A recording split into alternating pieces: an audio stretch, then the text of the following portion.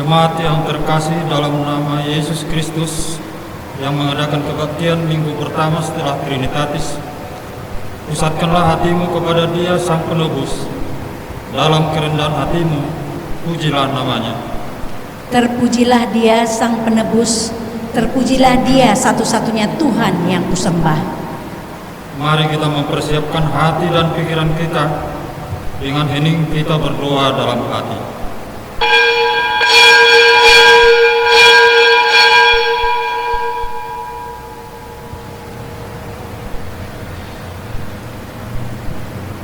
Amin.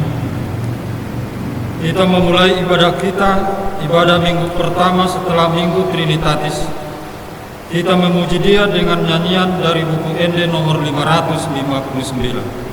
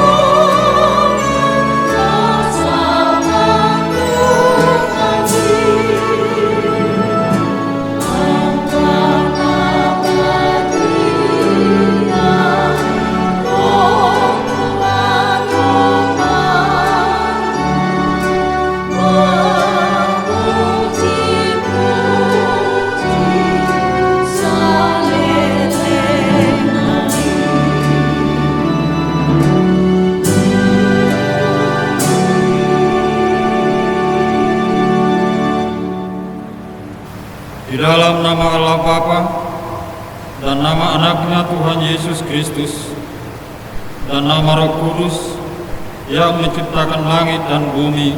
Amin. Dunia ini sedang lenyap dengan keinginannya, tetapi orang yang melakukan kehendak Allah tetap hidup selama-lamanya. Haleluya. Haleluya.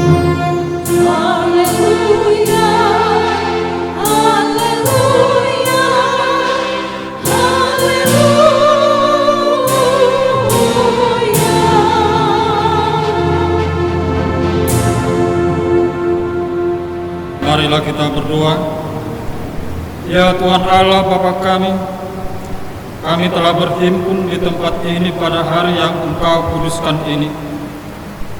Bukalah telinga dan hati kami, supaya kami dengan sukacita mendengarkan firman-Mu yang kudus, dan agar kami memelihara dan menghayati di dalam hati kami, serta penuh pengharapan berdoa kepadamu. Ajarlah kami menghitung hari-hari kami sedemikian, hingga kami beroleh hati yang bijaksana. Terimalah kami ke dalam hidup yang kekal, di mana kami akan memuji Engkau, di dalam anak-Mu Yesus Kristus Tuhan kami. Amin. Mari kita bernyanyi dari buku ND nomor 20.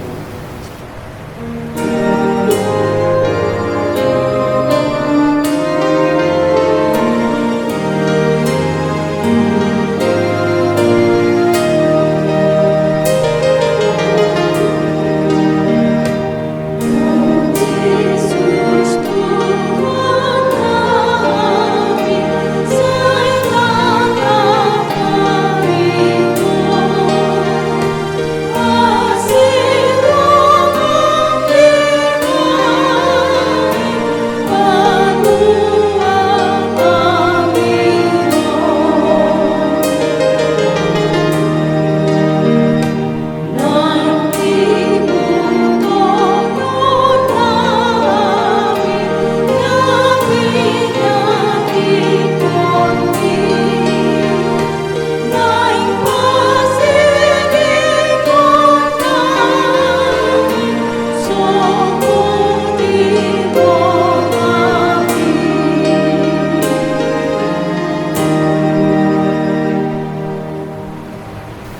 yang menjadi hukum Taurat Tuhan bagi kita, tertulis dalam Amsal 20 ayat 13.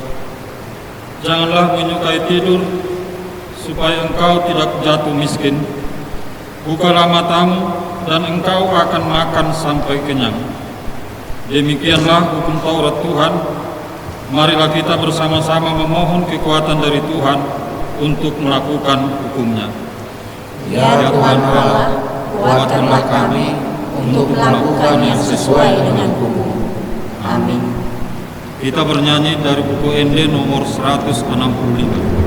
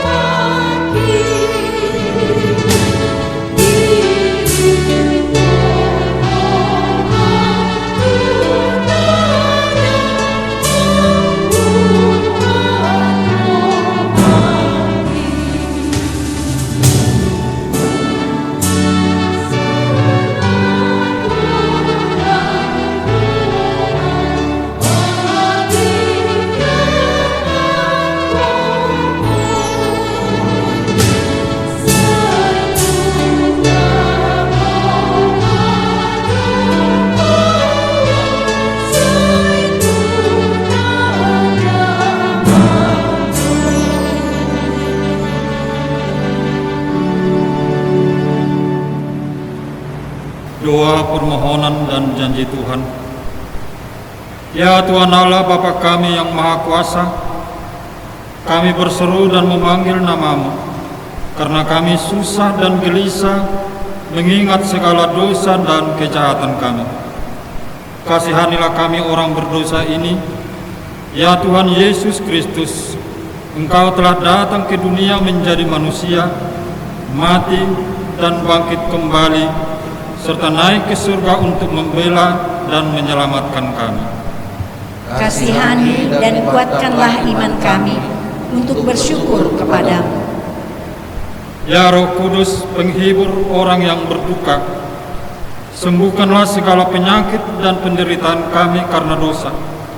Tinggallah bersama kami, agar kami senantiasa bergembira dan penuh gairah melakukan kehendak-Mu.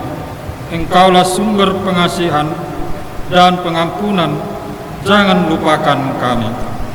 Ya Tuhan Allah kami, Allah Bapa, Anak dan Roh Kudus, kasihanilah kami. Ya Tuhan Allah kami, Allah Bapa, Anak dan Roh Kudus, Engkau tak tahu segalanya yang sedang terjadi pada kami akibat pandemi COVID-19 yang terjadi di dunia ini. Banyak dari saudara-saudara kami yang telah menjadi miskin karena harus kehilangan pekerjaan dan mata pencaharian. Ya Tuhan, jauhkanlah kami dari segala ketamakan, tetapi ajarlah kami untuk saling berbagi kepada sesama kami di dunia ini.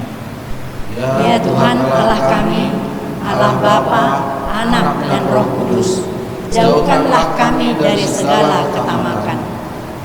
Ya Tuhan Allah kami, Allah Bapa, Anak dan Roh Kudus, dalam kondisi ini kami harus dipaksa untuk semakin berjuang dan berlomba untuk memenuhi kebutuhan hidup kami.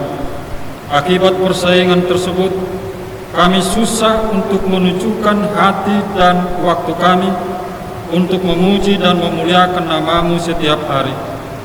Harta duniawi sudah menjadi tujuan yang utama bagi kami, karena kami menduga bahwa itulah yang menjadi sumber kehidupan kami.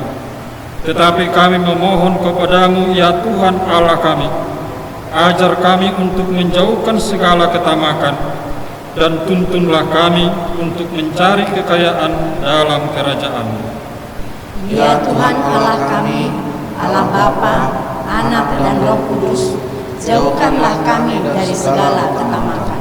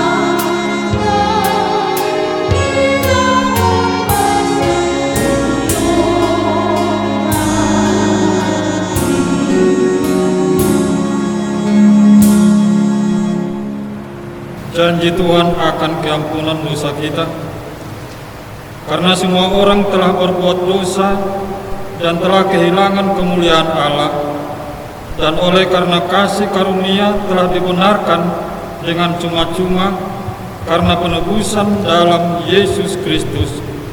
Kristus Yesus telah ditentukan Allah menjadi jalan perdamaian karena iman dalam darah-Nya. Kemuliaan bagi Tuhan di tempat yang maha tinggi. Amin. Mari kita bernyanyi buku Ende nomor 690.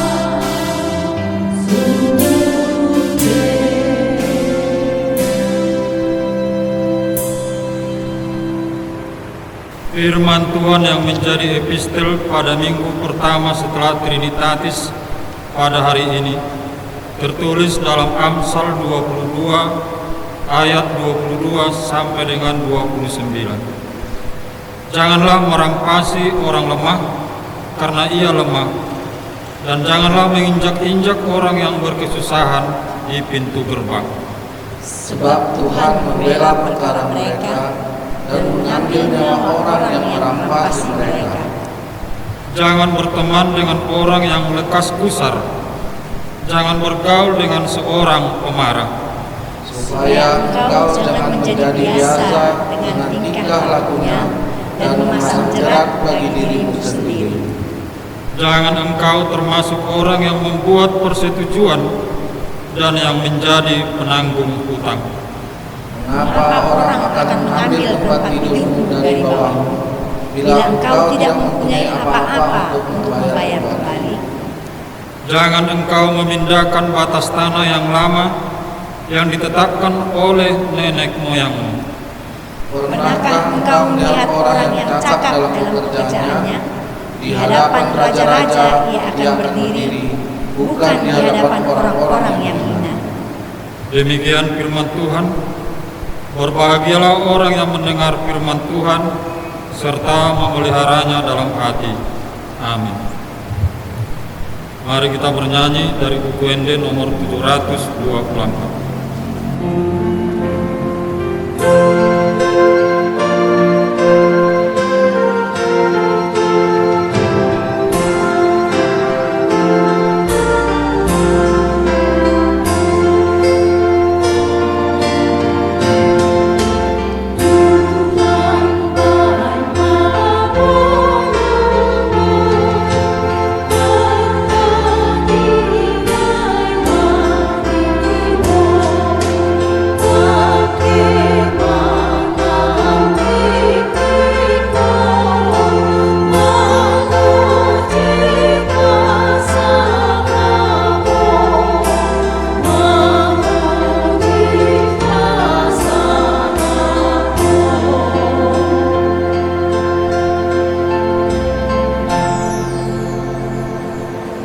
Marilah kita bersama-sama mengaku iman kepercayaan kita sebagaimana teman-teman seiman di seluruh dunia.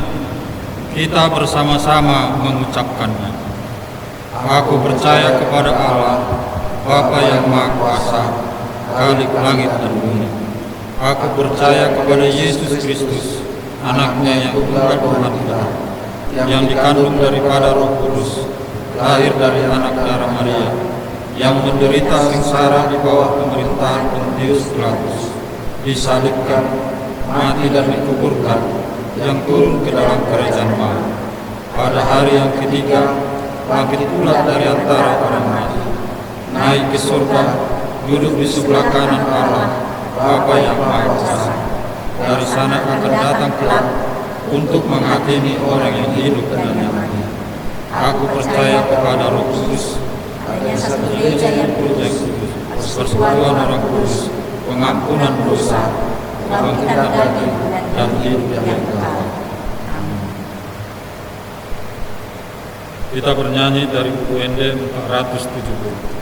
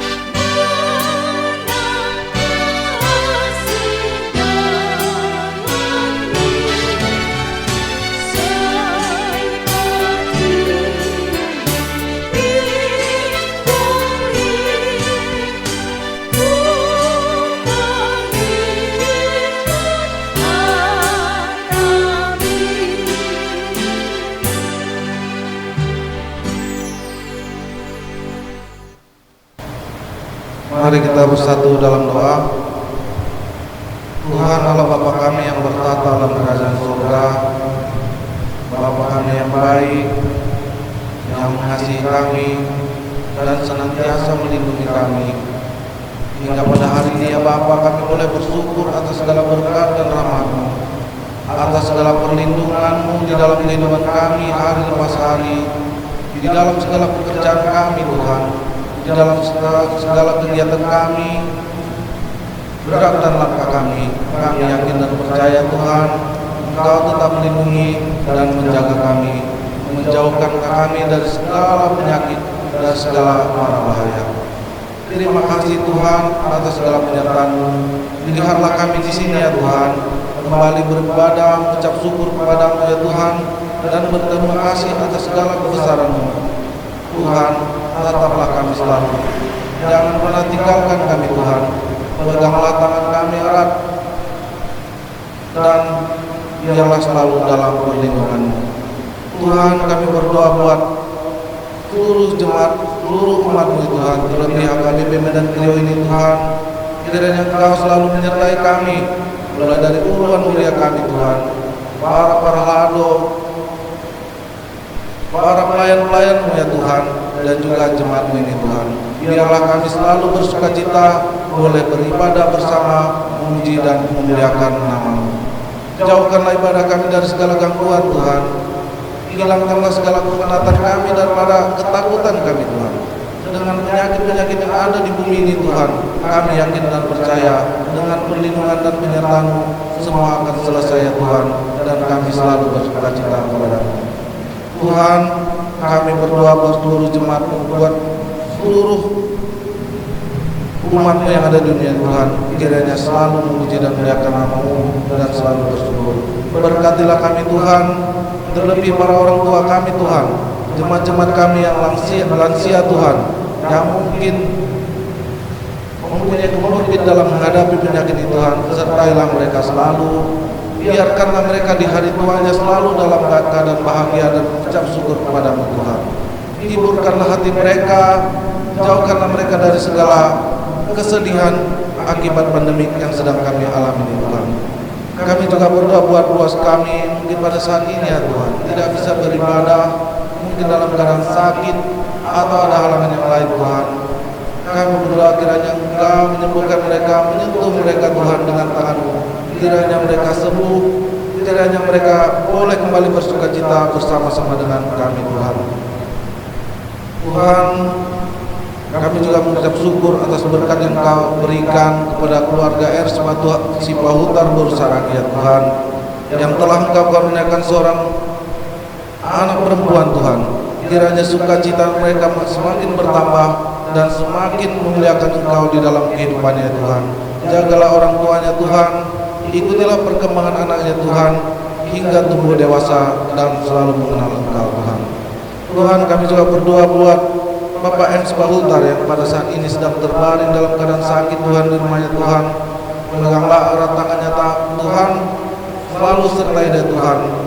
Berikanlah dia hikmat kebijaksanaan dalam menghadapi problema-problema yang kehidupannya Tuhan. Tuhan, kami juga berdoa buat seluruh ruas kami yang mungkin pada saat ini mengalami kesulitan ekonomi akibat pandemi ini Tuhan. Berikanlah kepintaran, berikanlah hikmat kebijaksanaan kepada mereka Tuhan, sehingga mereka menemukan alternatif Tuhan di dalam melanjutkan kehidupannya Tuhan tanpa rasa kekesalan, tanpa melupakan Engkau ya Tuhan, sehingga mereka semakin memuliakan Engkau di dalam kehidupannya Tuhan. Terima kasih Tuhan, kami seluruh jemaat-Mu manusia biasa yang tidak pernah luput dari segala dosa dan kesalahan. Mungkin itu akibat kemurkaan kepada kami ya Tuhan atas segala dosa-dosa kami. Jauhkanlah murka-Mu daripada kami Tuhan. Ajarilah kami selalu untuk menyadari kesalahan kami Tuhan dan menjauhkan segala dosa-dosa dari kehidupan kami Tuhan. Dengan segala penyertaan kami yakin dan percaya Tuhan, kami boleh lepas dari segala dosa dan kejahatan yang telah kami lakukan Tuhan. Ampunilah segala dosa dan kesalahan kami Tuhan. Terima kasih Tuhan. Di dalam nama Nabi Yesus Kristus kami berdoa dan mengucap syukur. Amin.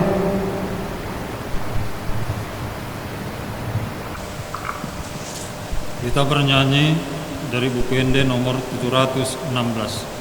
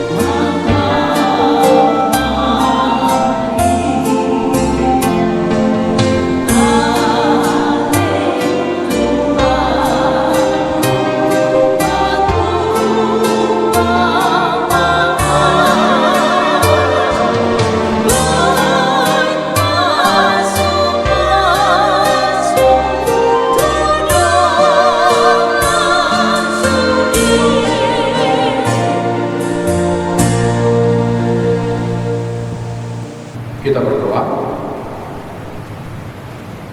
Damai sejahtera dari Allah Bapa yang melampaui segala akal, itulah yang memelihara hati dan pikiranmu sekalian. Di dalam nama Yesus Kristus Tuhan kita. Amin. Shalom saudara-saudari, Bapak Ibu yang terkasih dalam nama Yesus Kristus yang tetap menjalani kebaktian di rumah masing-masing. Salam sejahtera dari kami Parhalado, Galeri Medan Rio, dan saatnya kita membuka firman Tuhan yang menyapa kita pada kebaktian minggu kita ini yang tertulis dari Lukas 12 ayat 13 sampai ayat 21. Lukas 12 ayat 13 sampai ayat 21. Saya akan bacakan sebagaimana tertulis. Baiklah kita mengikutinya dalam hati. Orang kaya yang bodoh. Seorang dari orang banyak itu berkata kepada Yesus, "Guru, katakanlah kepada saudaraku supaya ia berbagi warisan dengan aku." Tapi Yesus berkata kepadanya, "Saudara, siapakah yang telah mengangkat aku menjadi hakim atau pengampar atas kamu?" Katanya lagi kepada mereka, "Berjaga-jagalah dan waspadalah terhadap segala ketamakan, sebab walaupun seorang berlimpah-limpah hartanya, hidupnya tidaklah tergantung daripada kekayaannya." Kemudian dia mengatakan kepada mereka suatu perumpamaan. Katanya, ada seorang kaya, tanahnya berlimpah-limpah hasilnya. Dia bertanya dalam hatinya, apakah yang harus aku perbuat? Sebab aku tidak mempunyai tempat di mana aku dapat menyimpan hasil tanah. Lalu katanya, inilah yang akan kuperbuat. Aku akan merombak lumbung-lumbungku dan aku akan mendirikan yang lebih besar, dan aku akan menyimpan di dalamnya segala gandum dan barang-barang. Sesudah itu aku akan berkata kepada jiwaku, jiwaku, ada padamu banyak barang tertimbun untuk bertahun-tahun lamanya. Beristirahatlah, makanlah, minumlah, dan bersenang-senanglah. Tetapi firman Allah kepadanya, hai engkau orang bodoh, pada malam ini juga jiwamu akan diambil daripadamu. Dan apa yang telah engkau sediakan, untuk siapakah itu nantinya? Demikianlah jadinya dengan orang yang mengumpulkan harta bagi dirinya sendiri, jikalau ia tidak kaya di hadapan Allah. Demikianlah firman Tuhan. Teks kita pada hari ini adalah sebuah pengajaran, adalah sebuah perumpamaan mengenai ketamakan, yang mana kita juga pasti sangat mengenal bagaimana ciri-ciri orang tamak, bagaimana perilaku orang tamak. Tetapi firman ini tidak membahas orang-orang dengan ciri-ciri ketamakan, tetapi justru memberikan pemahaman agar orang jangan menjadi tamak seperti yang mereka lihat.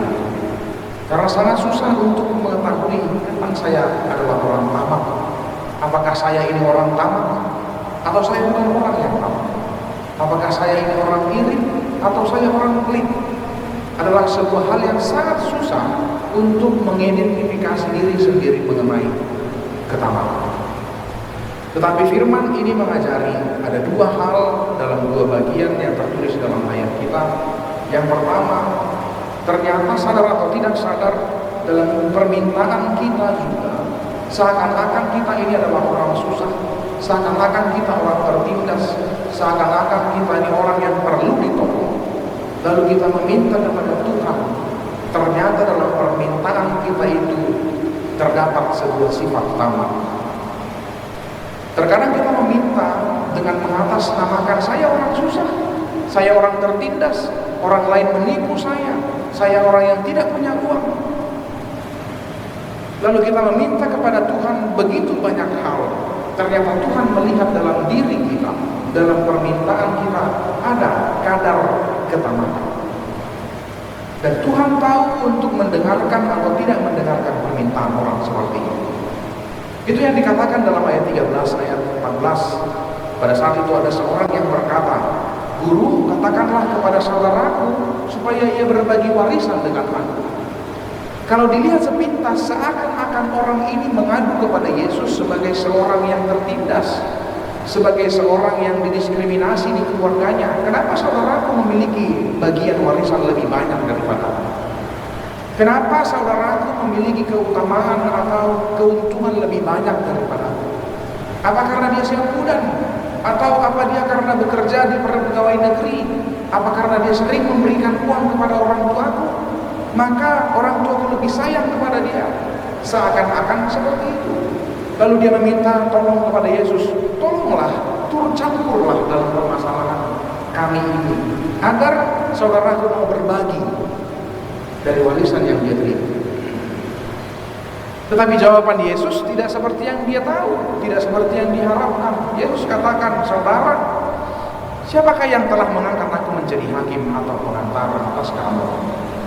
Perkataan Yesus ini berdasar karena Yesus tahu permohonan yang pura-pura itu adalah permohonan orang yang tidak jujur. Permohonan seakan-akan dia susah, padahal permintaannya itu syarat dengan ketamakan. Kenapa? Karena bagian setiap orang sudah dibagikan, hak setiap orang sudah dibagikan. Maka sebagai seorang anak seharusnya mempergunakan sebagaimana ia dipercayakan. Kenapa dia harus minta tolong kepada Yesus? Katakanlah sebenarnya dia merasa tidak puas dengan harta yang dia miliki. Dia ingin memiliki harta yang lebih banyak. Sebenarnya itu yang ingin dia dapatkan. Dan kita juga sering seperti itu. Kita merasa kita ini orang susah. Kita merasa kita ini orang yang terpinggirkan. Kita merasa kita ini anak orang tua kita, tapi kita didiskriminasi dari kakak, dari abang. Apalagi di orang Batak, kita sering mengatakan bahwa laki-laki itu lebih diutamakan daripada perempuan. Lalu kita mengatakan perempuan ini tertindas di kalangan orang Batak, lalu mengeluh kepada Tuhan. Kita juga sering meminta kepada Tuhan agar kita diberikan kesetaraan. Berkatmu begitu banyak kepada orang lain, kenapa tidak sama banyaknya dengan saya? Tetapi yakinlah Tuhan lebih tahu apa yang kita minta.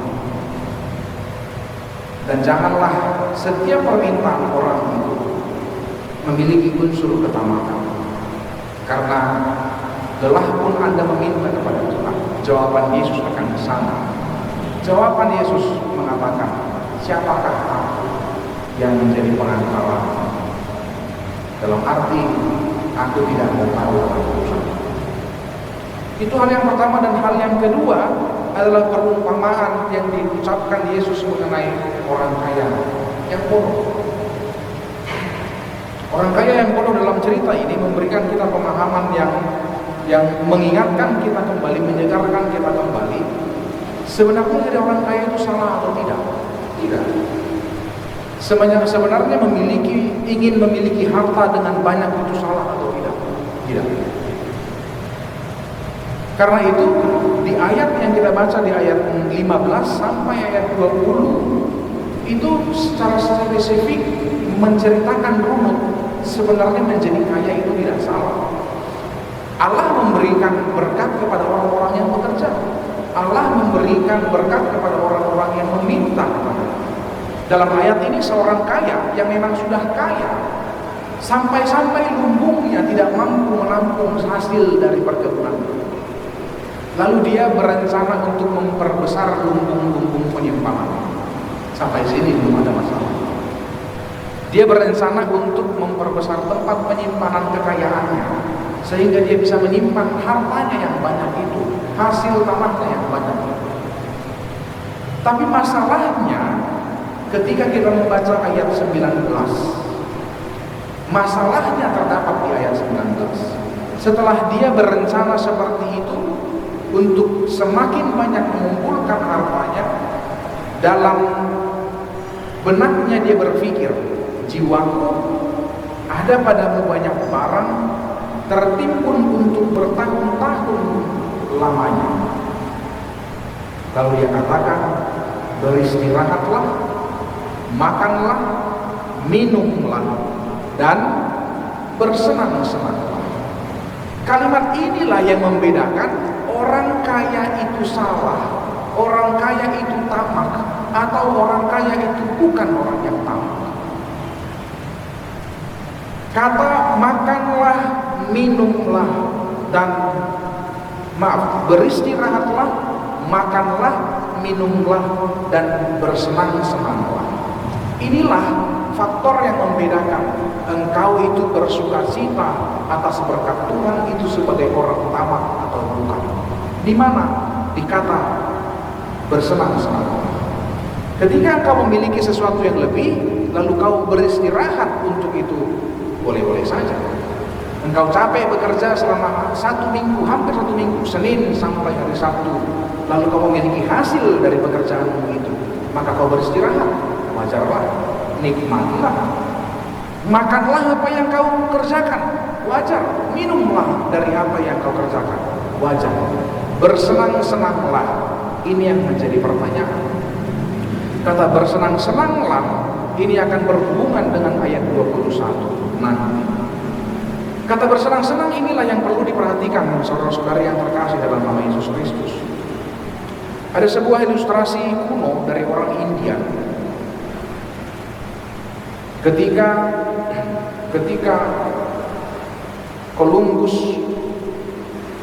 menemukan benua Amerika, dikatakan ada seorang tokoh, ini ilustrasi mereka, ini ilustrasi kultural orang India. Mereka katakan ada seorang tokoh yang menemukan tanah orang India. Lalu orang India menerima mereka dengan baik. Begitu luas tanah milik suku orang India. Lalu sang pelaut ini, orang yang baru mendarat di benua Amerika ini berkata, berikanlah kepada kami setapak tanah sebagai tempat permukiman kami. Lalu orang Indian ini memberikan keramah tamahan mereka, lalu menjawab permintaan orang-orang yang datang ini. Orang Indian katakan begini,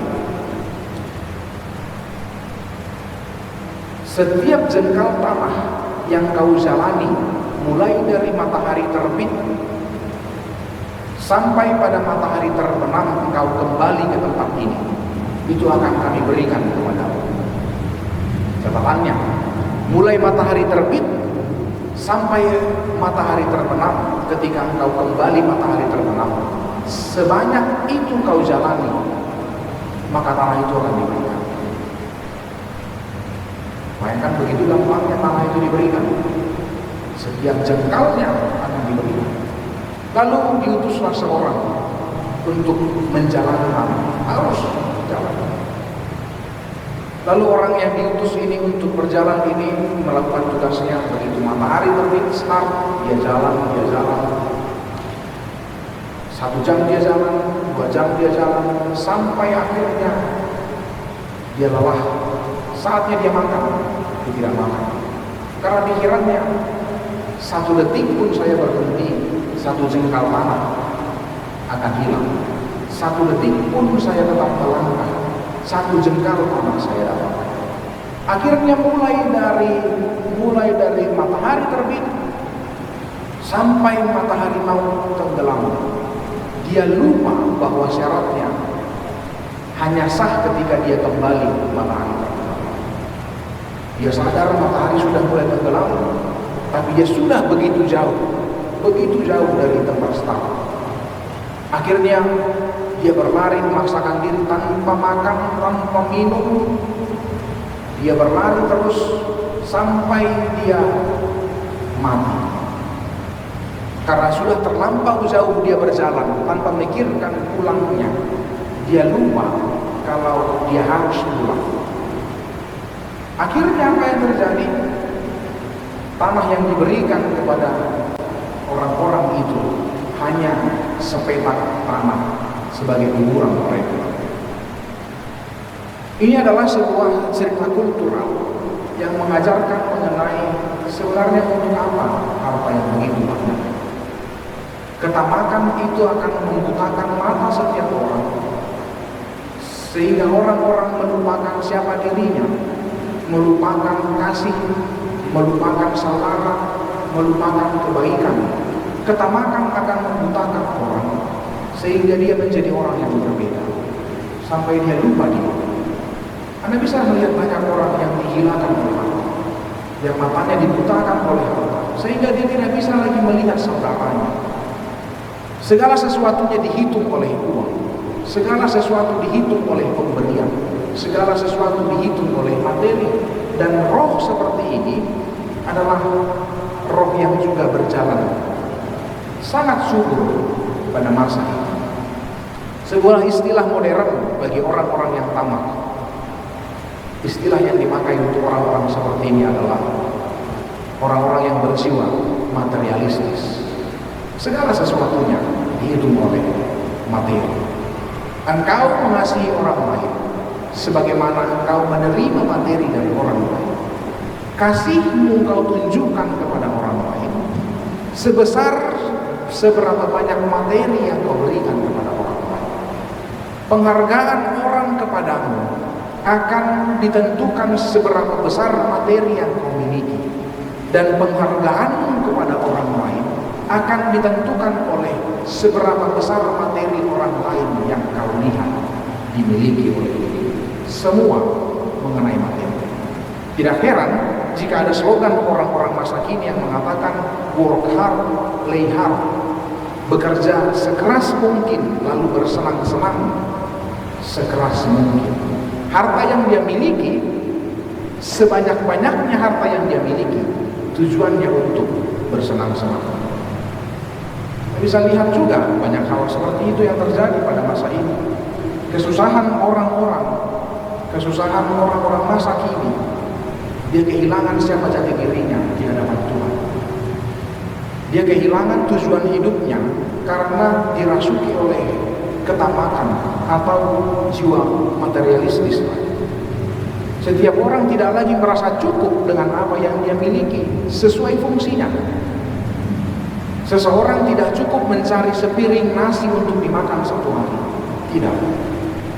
Tapi dia mencari sepiring nasi yang disajikan oleh seorang koki yang handal, yang mahal, yang disajikan di tempat yang mahal, dan tentunya dengan harga yang mahal.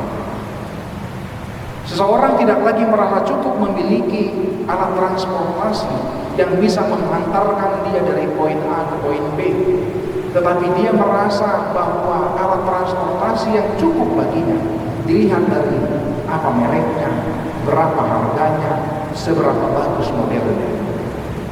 Sekolah-sekolah tidak lagi dipandang sesuai dengan seberapa baik guru-gurunya mengajar, seberapa baik murid-murid yang dihasilkan di sekolah. Tetapi orang-orang merasa sekolah yang baik itu adalah sekolah yang memiliki harga atau biaya yang lebih tinggi. Orang berpikir sekolah yang memiliki biaya lebih tinggi itu otomatis lebih baik. Tidak, sejujur-jujurnya banyak orang tua yang memaksakan anaknya untuk sekolah di sekolah-sekolah yang berbiaya tinggi, bukan karena supaya anaknya pintar, tetapi hanya karena supaya dia bisa bilang kepada tetangganya, anakku sekolah di sekolah A, anakku kuliah di sekolah luar negeri, anakku lulus dengan nilai sebaik mungkin dari sekolah tertentu, bukan karena anaknya. Orang tidak lagi merasa cukup memiliki sesuatu dengan fungsi utamanya, tetapi apa yang lebih daripada fungsinya. Itulah jiwa materialistis. Orang tidak lagi dinilai dengan apa yang dia miliki secara hakikinya, tetapi apa yang ada di belakangnya. Engkau lihatlah, saudara-saudara bisa lihat seberapa banyak orang-orang sekarang yang memiliki jiwa-jiwa seperti ini. Pada akhirnya Yesus mengatakan, jika Tuhan mengatakan engkau tidak akan menikmati itu, maka sia-sialah kekayaan. Hanya satu kalimat Tuhan katakan, wahai engkau, jiwamu akan kuambil pada malam ini, sehingga apa yang kau kumpulkan tidak bisa kau lepas. Tuhan hanya tinggal mengatakan, wahai engkau, kekayaanmu itu yang banyak itu hanya bisa kau lihat, tidak bisa kau nikmati. Ada orang yang sakit karena dia begitu keras bekerja pada masa mudanya, sakit karena sehingga dia lupa menjaga kesehatan tubuhnya dengan iming-iming apa? Sama seperti orang kaya yang bodoh, supaya di lumbungnya banyak harta, lalu nanti pada masanya dia tinggal bilang pada dirinya, hartaku sudah banyak, sekarang tinggal bermalas-malas dan tinggal bersenang-senang. Saatnya dia bisa bersenang-senang, tidak ada kenikmatan yang bisa dia nikmati. Seberapa banyak keluarga yang harus bertengkar dan terpecah, tidak saling bicara, tidak saling mengurusi urusan masing-masing, bahkan tidak lagi saling mengakui bahwa mereka adalah saudara, hanya karena harta warisan. Seberapa banyak orang, keluarga yang harus hancur lebur karena mereka terlalu berfokus untuk harta yang mereka kumpulkan. Anaknya narkoba mereka tidak berarti, mereka tidak tahu. Anaknya tabrakan pun mereka tidak tahu. Karena merasa sayang sama anak itu ditunjukkan dengan seberapa banyak harta yang bisa saya berikan kepada dia. Anak SMP diberikan motor Ninja Warrior. Maka ya senanglah si anak bisa tancap-tancapan di jalan, tabrakan. Lalu siapa yang salah? Banggakah seorang tua ketika orang tua mengatakan anakku naik sepeda motor 250 cc, anak SMP. Lalu suatu saat anaknya tabrakan, masuk ICU gegar otak, dan ya katakanlah hilang kewarasan. Masih banggakah dia kepada anaknya? Kemana harta yang bisa dia pakai itu? Di ayat 21 diakhiri oleh Yesus dikatakan, demikianlah jadinya dengan orang yang mengumpulkan harta bagi dirinya sendiri, jikalau dia tidak kaya di hadapan Allah. Penutupan ayat 21 ini berhubungan dengan kata bersenang-senangnya. Kesenangan yang sebenarnya bukanlah seberapa banyak harta yang kau miliki. Kesenangan yang sebenarnya bukan pekerjaan apa yang kau miliki, atau juga bukan karena kau tidak memiliki pekerjaan pada saat itu. Kebahagiaan yang sebenarnya yang diberikan Allah bukan karena ada orang yang kena PHK pada masa ini lalu dia harus bersedih hati, atau sebaliknya. Kebahagiaan bukan bagi orang yang menimbun barang-barang pada saat dibutuhkan sehingga harganya naik lalu dia mengalami keuntungan yang berlipat ganda lalu dia bersukacita. Kebahagiaan bukanlah dalam hal-hal seperti itu. Kebahagiaan bukan dengan memiliki begitu banyak souvenir lalu dibagi-bagikan kepada orang lain lalu dia dipuji oleh orang lain. Kebahagiaan bukan memiliki begitu banyak barang, sofa yang begitu mahal harganya padahal tidak pernah ada keluarganya yang duduk di sofa itu. Kebahagiaan itu adalah ketika setiap orang bisa menyadari betapa baik Tuhan pada dirinya. Bukan tergantung berapa gajinya, bukan tergantung berapa tabungannya, bukan tergantung pada apa lauknya, tapi kebahagiaan dalam menjalani kehidupan seseorang. Ketika ia sadar, kaya pun orang di sana, tapi saya yakin saya lebih berbahagia ketika saya memiliki seorang istri yang memperhatikan keluarganya, ketika memiliki seorang anak yang menghormati orang tuanya, memiliki seorang suami yang melindungi keluarganya, memiliki abang, adik, saudara-saudara yang begitu mencintai satu dan yang lainnya.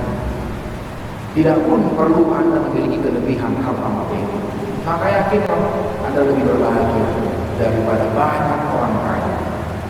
Dan orang-orang yang memiliki kekayaan jangan mengira bahwa ia lebih berbahagia daripada orang yang miskin. Sebab tidur orang miskin lebih banyak yang tidur dalam keadaan tenang daripada orang kaya yang sibuk untuk memperhatikan bagaimana menjaga hartanya. Karena itu kata makan yang menjadi topik dari khotbah dan pesan dari teks kita pada saat ini mengingatkan kita kembali bahwa di mana hatimu, di mana hartamu, di situ ada hatimu. Karena itu juga yang dikatakan Yesus pada pasal yang serupa, Lukas 12 ayat 34 dikatakan, karena di mana hartamu berada, di situ juga hatimu berada. Jangan sampai hati orang-orang percaya itu melekat hanya pada hartanya, tapi baiklah melekat kepada Tuhan. Amin. Kita berdoa. Bapa yang baik, Bapa di surga, terima kasih atas keberkatan Tuhan. Terima kasih atas perlindungan, atas sukacita bagi jemaat-jemaat, sehingga kami berindukan untuk menjalankan ibadah kami, walaupun kami masih menjalaninya di rumah kami masing-masing. Bapa di surga, Kaulah Tuhan yang melindungi kami. Kami yakin Tuhan. Kami Kami dapat mengandalkan kuasa untuk menjauhkan kami dari segala mara bahaya.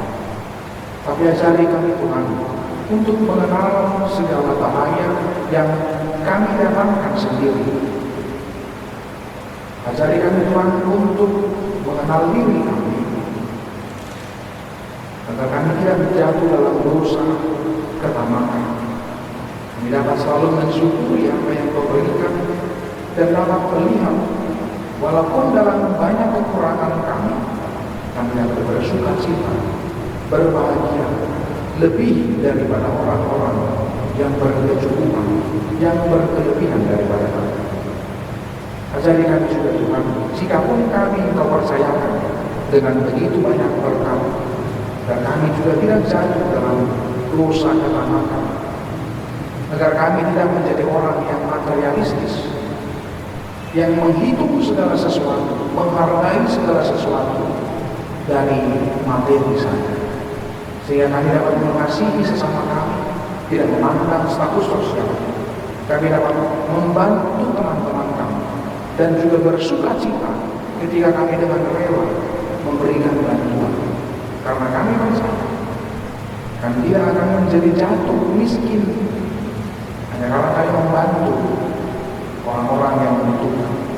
Tapi kami yakin karena Kaulah yang memberikan itu bagi kami sebagai perpanjangan tangan bagi orang-orang, bagi saudara-saudara kami.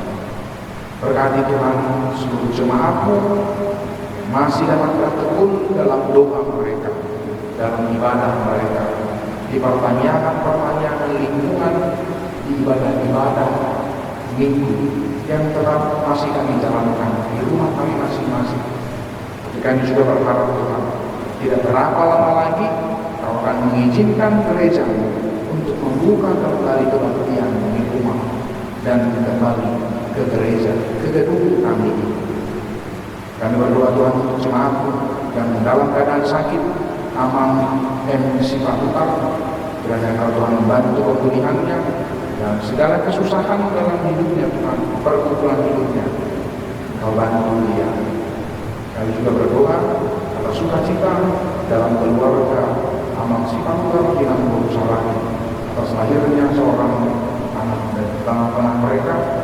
Kiranya Tuhan, putri mereka yang telah Kau limpahkan menjadi seorang anak yang telah berbakti bagi keluarga dan membawa sukacita bagi keluarga, dan juga memperkenalkan bahwa Tuhan ini adalah Tuhan Yesus Kristus yang Dia kenal melalui pengajaran keluarga.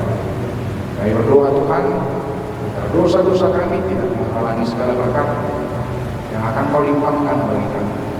Karena begitu baiknya Engkau Tuhan, sehingga kesalahan kami Kau akan ampuni dan kami Kau ajari menjadi orang yang lebih baik lagi. Terima kasih Bapa, dalam nama Yesus Kristus kami berdoa dan mengucap syukur. Amin. Kita kembali bernyanyi dari buku ND nomor 691 ayat 1 dan 2.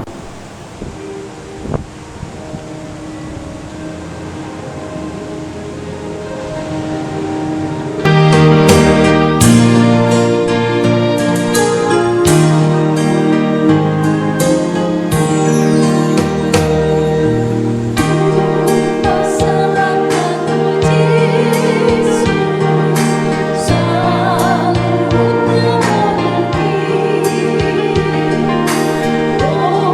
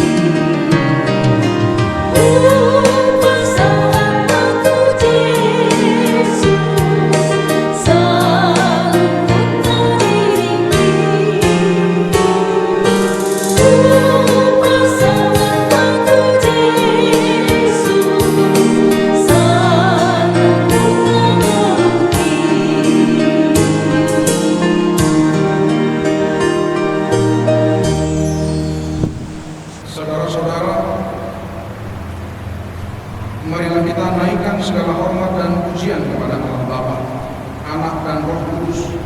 Dialah Allah yang telah menjadikan kita dan yang memelihara hidup kita setiap hari. Dialah yang menyediakan bekal hidup kita di dunia ini dan yang menuntun perjalanan hidup kita. Dengan demikian, kita harus melakukan firman-Nya, menjauhkan segala ketamakan. Berikanlah hidupmu menjadi saluran berkat bagi dunia ini. Kami memuji Engkau ya Tuhan Allah Bapa, Anak dan Roh Kudus yang telah menyediakan bekal hidup kami di dunia sesudah. Di dalam keyakinan yang pasti kepada Allah Tritunggal, marilah kita hidup dan bekerja di tengah dunia yang sedang menghadapi tantangan berat akibat pandemi COVID-19. Tuhan adalah sumber kehidupan kita, bukan dari dunia. Dengan demikian, marilah kita mencari kekayaan dan harta yang paling berharga dari kerajaan Tuhan kita.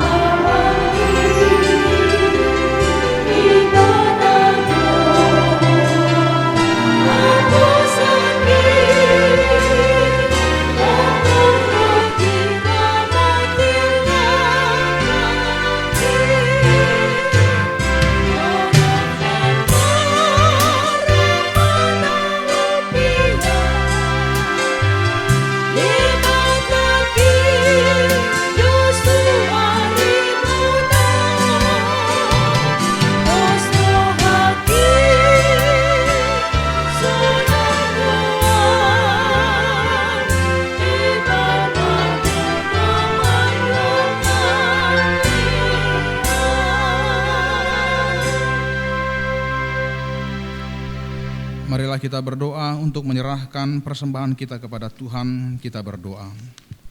Ya Allah Bapa kami yang di surga, kami mengaku bahwa Tuhan adalah sumber dari segala karunia yang melimpah dalam kehidupan kami masing-masing. Sebagian daripada karunia itu kami serahkan kembali sebagai persembahan kepada Tuhan. Terimalah dan berkatilah persembahan umat-Mu ini, agar dapat kami pergunakan untuk pekerjaan dan pelayanan kerajaan Tuhan di dunia ini.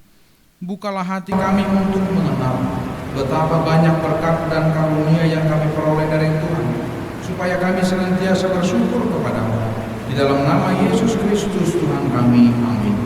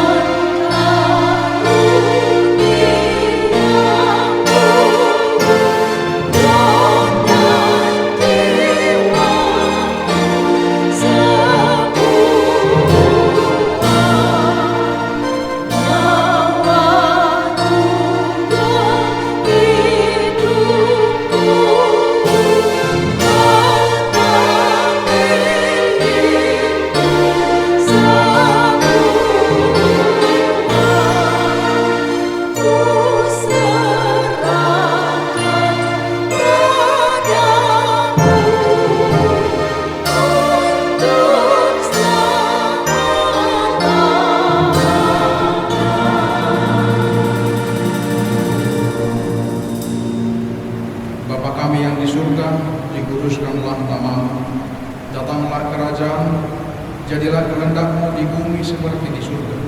Berikanlah kami pada hari ini makanan kami yang secukupnya, dan ampunilah kami akan kesalahan kami, seperti kami juga telah mengampuni orang yang bersalah kepada kami. Dan janganlah membawa kami ke dalam percobaan, tetapi lepaskanlah kami daripada yang jahat.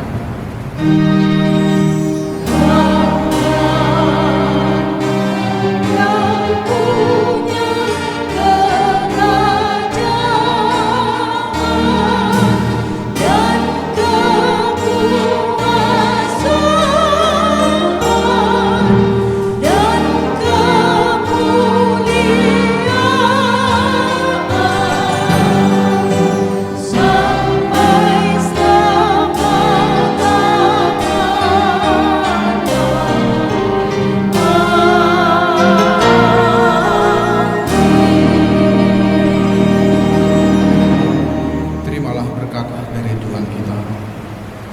Tuhan memberkati engkau dan melindungi engkau. Tuhan menyinari engkau dengan wajah-Nya dan memberi engkau kasih karunia. Tuhan menghadapkan wajah-Nya kepadamu dan memberi engkau damai sejahtera.